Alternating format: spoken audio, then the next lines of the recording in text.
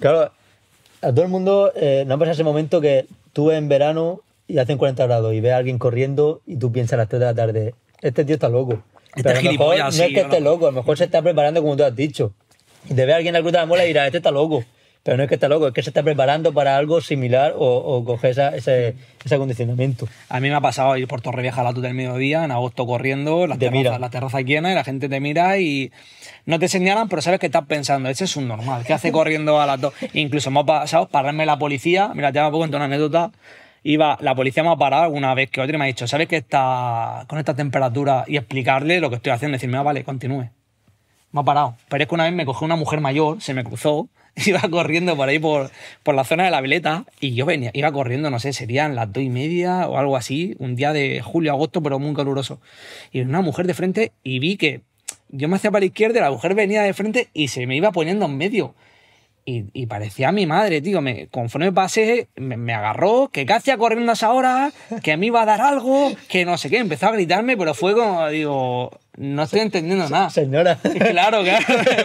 Señora, por favor.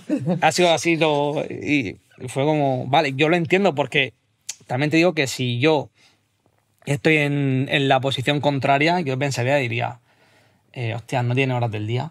Claro, que es una cosa que yo le cuento a mi entorno, que mi entorno se piensa que yo cuando salgo a entrenar me voy a correr 8 horas, ¿sabes? Y no, entreno como una persona normal, ¿vale? Solo que cuando toca lo específico o las etapas de volumen metal, busco otro tipo de esfuerzo, de estímulo, mucha más más calidad a cantidad, que eso con los años al final, también la base es diferente y se llega antes al sitio, pero yo si voy a entrenar simplemente por mantenerme fuera de las competiciones, yo no me voy a ir a la 1 del mediodía de julio a correr. Me bajo a la roca a bañarme a la playa o a estar tranquilo, claro. ¿Vale? Me iría pues a primera hora temprano para luego desayunar a gusto, que eso me gusta, o cuando cae un poco el sol por la tarde. Pero qué va, no es necesario ponerse ahí, porque al final ahí estás perdiendo salud, ya te lo digo yo, y que no es agradable. Son horas muy feas, se sufre demasiado y no es lo mismo que se sufra sabiendo que luego vas a competir, que ahí viene lo de cuanto más sufres en el entrenamiento, pues luego menos sangran, ¿no? en la competición, que si no tienen nada que jugarte. Entonces yo a lo que voy es a la locura esa de si no tienen nada que jugarte, haz las cosas con un poco más de prudencia.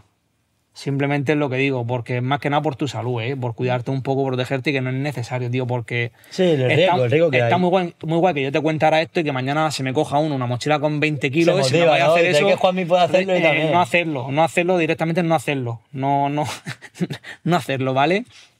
Porque eso va todo medido. Yo todos los entrenamientos en ayuno, todo va medido. Es decir, cuando meto menos comida o voy en reserva, sé que no puedo pasar de X pulsaciones para que no me demande vía glucolítica. Tiro más de lipídica. Cuando voy bien alimentado, entonces ahí sí que puedo subir los ritmos porque ahí va el glucógeno, ¿vale? Va a la musculatura como tiene que ir. Pero o el líquido recortado o si, por ejemplo, sí que voy con mi bidón de isotónico o con mi agua y voy a meterle caña, es diferente. Es decir, cada entrenamiento es lo que vayas buscando y lo que vayas demandando. Lo que tú no puedes ir es al tuntún, decir, me encuentro bien y voy a tirarle aquí a... Eso es lo que sale caro. Yo en 36 años no me he lesionado. No he tenido lesiones, ¿vale? Salvo una de isquio que me hice en 2019 o así, que lo que te he dicho, una semana de unas muy fuerte de volumen de mountain bike, de carrera y de tal, y no se me ocurre que irme un jueves a las pistas de atletismo a hacer series. Cuando llevaba, no sé, eran 7 sprints o así, me dio y me tiré como 2 meses prácticamente parado, ¿vale? Me hice una rotura de fibra. Pero fui por mí y sabía que me había roto y dije, soy imbécil. Pero si no tienes lesiones, ¿es por tu musculatura? Vale, a mí me pasa, esto es lo que hablo con los fisios, ¿vale?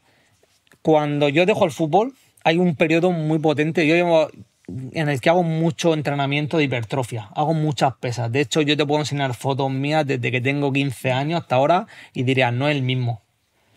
Muy hipertrofiado, más delgado, muy hipertrofiado otra vez, es decir, mi cuerpo me ha ido cambiando mucho, ¿vale? Entonces creo que ese refuerzo previo me ha valido para esto. Entonces digamos que he tirado un poco como de rentas, ¿vale? Cuando empecé. Luego llega un momento que este tipo de pruebas son tan catabólicas que tú inicias con una musculatura muy potente y muy tónica y tal, que cuando terminas estás en depresión, tío, te toca, estás blando, se lo come todo, el glucógeno se lo come todo la prueba. Entonces, cuando yo termino de hacer estas pruebas y tengo una temporada de descanso, lo que hago es mucho entrenamiento de fuerza, hipertrofia. No me voy y me pongo a hacer con poquillo peso y voy a levantar como si fuese pensamiento de entrenar como un culturista a los hierros y corre como un keniata. Y donde me queden en medio ahí estoy. También te digo, ¿vale? Un poco la ironía. Dependiendo de la prueba que me demande. Por ejemplo, cuando fui a Gibraltar, hipertrofié mucho porque al final lo que buscaba era una brazada muy potente para poder nadar en las corrientes de ahí del estrecho.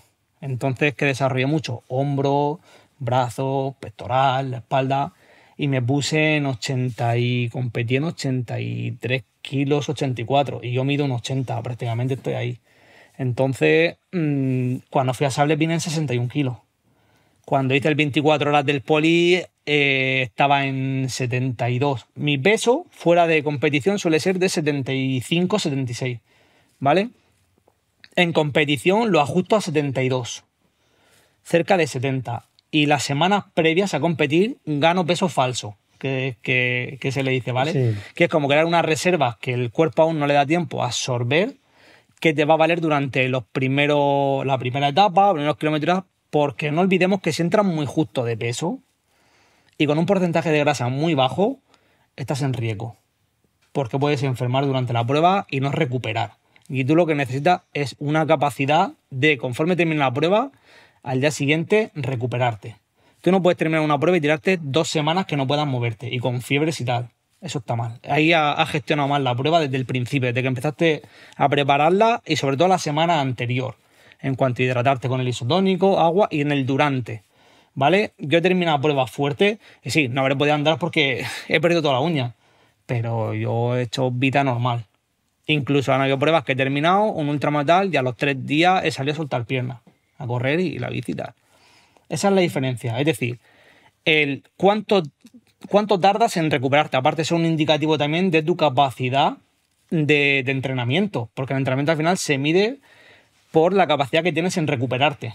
Cuanto más rápido te recuperas, quiere decir que más adaptado estás a ese esfuerzo, ¿vale? No me vale que... Otra cosa es que te haya pasado, lo que hemos hablado antes, ¿no?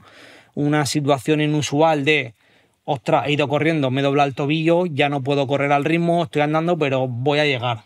Por orgullo, por ego, por lo que tú quieras. Porque se lo he prometido a tal, porque vengo de pasar una etapa mala y me prometí a mí mismo que no me rindo. Llévatelo al plano que tú quieras. Y lo terminas. Pues ahí normalmente cada metro que esté avanzando es un precio que va a pagar después la recuperación, ¿vale? Pero eso no es lo normal. Vamos a ver, no es lo normal. Una cosa que te quería preguntar, que a mí me parece curioso, por ejemplo, imagínate una prueba que haces tú extrema de 3 días. Si tú haces tantos kilómetros, tantas pruebas en un día, ¿cómo te recuperas para el día siguiente? Ese es el miedo que creo que toda la gente que competimos o que hemos acabado en este mundo de pruebas por etapas, que la primera prueba que hice por etapas fue el Ultraman, el Campeonato de España, es el miedo que tenemos todos. Es decir, sé cómo me acuesto, pero no sé cómo me levanto, ¿vale? Porque, como te he dicho fuera de cámara, hay entrenamientos que yo llego a mi casa y al día siguiente me levanto y digo, hostia, no puedo ni moverme. Sí. ¿Sabes? Y a lo mejor he subido 7 veces al seminario y no sé, he ido a Murcia, he vuelto y he subido al seminario, no sé. Y me he roto. Pero luego llegan esas pruebas y yo creo que al final tu mente, porque luego hablaremos de eso, hay una preparación mental, ¿vale? Antes de la prueba que empieza... Yo desde el día 1 que empiezo a preparar la prueba digo, vale, yo sé que este año el calendario es voy aquí, aquí, aquí. La prueba más fuerte de la que voy a atacar, desde el minuto 1 yo empiezo a creerme la película, ¿vale? Esto ya es, digamos que estos son como mis trucos míos personales, sí, ¿vale? Sí. Cada uno tendrá lo suyo, pero más o menos va por ahí la cosa, de que todos más o menos utilizamos esto porque es necesario. Empiezo a creerme la historia. Pero donde yo voy a competir, imagínate, en Ultraman son 515 kilómetros, ¿vale? Yo en mi cabeza siempre me doblo la distancia. Yo no digo que voy a hacer 500. Sí, como para tener esta reserva. Digo, voy a hacer 1000. Voy a hacer 1000. Y desde el primer... Claro, El primer día que empiezo a entrenar y digo, voy a competir en 1000 kilómetros. No se lo cree nadie, yo no me lo creo ni yo, ¿vale? Pero a medida que tú empiezas a hacer los entrenamientos y vas cogiendo la dinámica de entrenar, de comer, de descanso, de que vas viendo que el cuerpo empieza a entrar en el prime, esto se conecta, conexiona y empieza a funcionar todo igual y llega un momento que tú te estás preparando para correr 1000 kilómetros. Bueno, en este caso es con la bici y correr y nadar, ¿no? Cuando llega el día de la prueba, yo voy a hacer 1000 kilómetros. ¿Por qué? Porque me lo voy a llevar a una distancia, ¿vale? Más corta. 10 kilómetros. Voy a salir a correr 10 kilómetros. Cuando llevas 7, ya está. Como sabes que ya terminas, es la de, ¡buah! Venga, me queda, estoy terminando. Ya. Si tú, por ejemplo, vas a hacer 5 y dices que vas a hacer 10, tú en los 5 esos se te pasan volados. Yo lo que intento siempre es quitarme a mí mismo la presión o la importancia, digamos, mejor dicho, de que cuando voy a hacer distancias muy largas, ¿vale? Le quito importancia, le resto. Es decir, si sé que voy a hacer 100 kilómetros corriendo, yo no puedo encontrarme fatigado en el kilómetro 20. Cojones. Eso es un calentamiento, no he empezado aún. ¿Vale? De hecho, a mí me pasa que cuando empieza a funcionar bien es entre la 8ª hora y la 15ª. Yo en esas franjas donde noto que mi cuerpo se vacía, repone otra vez, y ahí es donde yo empiezo a rendir. Entro como en un modo eco, me bajan mucho las pulsaciones, me mantengo, y ahí lo que me echen me lo como. Me conozco en esa zona, ¿vale? Pero, ostras, tienes que tener ahí un poco el... Ya te digo, se me ha ido la bola, no sé, de qué... Sí, lo de cuando tú te pones siempre objetivos más altos. Vale, eso era, vale, sí. La cosa siempre es doblar el... Es mi truco, ¿eh? Creerme que lo que voy a hacer siempre es más fuerte que lo que voy a hacer. Siempre. Es como si tú vas a competir en el ring y te imaginas que el rival que tiene enfrente es mucho más fuerte que él. Y siempre han dicho que tú te imagines siempre al rival mientras tú estás haciendo el sparring de preparación de combate. Y mientras que tú estás haciendo el sparring con otro compañero, tú tienes que imaginarte que ese es el rival con el que tú vas a competir. Yo llego a un punto de mi preparación que cuando quedan 3 meses, 2 meses, ¿vale? Más o menos ahí, mis 24 horas son para la competición que voy a hacer. Todo va enfocado ahí. Todo va enfocado ahí. Es decir, si salgo a pasear, si salgo a darme una vuelta, si como, si descanso, todo va integrado a la prueba. Es decir, mi día a día, lo cotidiano se convierte en la prueba. Hasta con las personas con las que me reúno. Te explico. Llego a quitar a gente que sé que me drenan la energía. Y llego a pasar más tiempo con otro tipo de personas para tomar café que sé que me hacen estar bien. Y que si me preguntan es porque de verdad les importa lo que voy a hacer, o que no es maldad tampoco, pero que se nota a veces, ¿sabes? Sí, la resistencia esa un poco las típicas preguntas, ¿no? Intento evitar. ¿Y si no sé qué? ¿Y claro, y cuanto más cerca estoy de la prueba, yo la semana antes hago un aislamiento, ¿vale?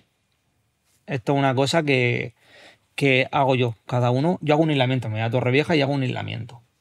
Estoy tranquilo, me tomo mi tiempo, medito mucho, visualizo, intento imaginarme los posibles contratiempos que me pueden surgir en la prueba. Veo muchos vídeos si puedo pillar de la red de YouTube y tal, del terreno, de tal. Me meto mucho en la peli, pero sobre todo estoy tranquilo. No evito hablar de la prueba con gente. Sobre todo en la familia lo digo mucho, digo... a partir de hoy, 0. Es decir, ¿qué? ¿Cómo la llevas? Pero porque lo hacen sin querer, ¿vale? Pero es lo que más se repite, la de... Pero tú estás seguro que... ¿Te ves preparado? ¿Tú te ves preparado, tío, para hacer eso? Mentalmente te haces tu película, ¿no? Y es como no hablarme directamente... Esto, mira, el ejemplo básico. Tú llegas en selectividad o en la uni o en bachiller, donde quieras. Tienes época de exámenes. Y llega a la puerta del día del examen y llega a clase. Y te va a ver el que está con la mano en los bolsillos mirando al techo y el agorero que está repasando tu última hora y tal. Y luego viene el que te dice, tío, esto. Y empieza a soltarte todo el rollo y tú, que sabes que has estudiado y que sabes que lo vas a probar, empiezas a dudar de mí y me dices tú, ¿yo eso dónde cojones lo has leído? Yo eso no lo he leído. Eso no lo he leído. Eso le pasa a todo el mundo, le pasa a todo el mundo. Entonces, lo mejor es, cuando llegues ahí donde esté todo el barullo, tú, apartado, al banquillo. Cuando te llamen, entra, hace el examen y te vas. A lo que voy es que cada uno sabe cómo se prepara. Entonces, tú no puedes dudar de eso, ¿vale? Ahí tienes que mantenerte fuerte. Si yo estoy convencido de lo que he hecho está bien, es decir, yo siempre digo lo de si los deberes están hechos, podremos aprobar o suspender. Las posibilidades de que aprobemos son altas.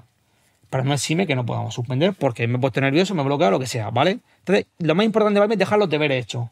¿Por qué? Porque si se diese el caso de que fallo, que eso es una cosa que también valoro y barajo siempre, porque igual que está el éxito está el fracaso, y hay que barajar las dos cosas, aunque en el durante solo me centro en que lo voy a reventar y lo voy a hacer, y esto lo aparto, soy consciente de que esto puede pasar. Entonces, si pasa también, para saber cómo manejarlo, ¿vale? Es decir, vale, Juanmi, pues no se ha dado, porque te has lesionado, te ha pasado, me pasó en Grecia nadando, que a las 6 horas levanté la mano y salí y dije, vale, no puedo más. Venía de nadar a Gibraltar también, no puedo más.